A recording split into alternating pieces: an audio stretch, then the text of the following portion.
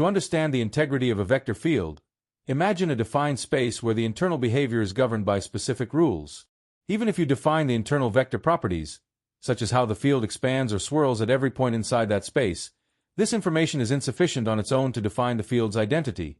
Without further constraints, the field remains ambiguous, suffering from what can be described as background drift, where multiple different states could technically satisfy those same internal rules. To resolve this ambiguity, the field must be secured through boundary anchoring.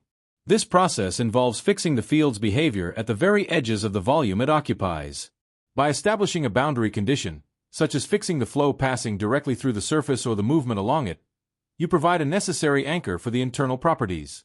This ensures that the field is not just floating freely but is tied to the physical limits of its environment. The final step in achieving a unique state is the elimination of harmonic noise. This noise represents the alternative versions of the field that could exist if the boundaries were left loose. By constraining the boundary, you effectively filter out these conflicting possibilities and lock the field into a single, unique physical state.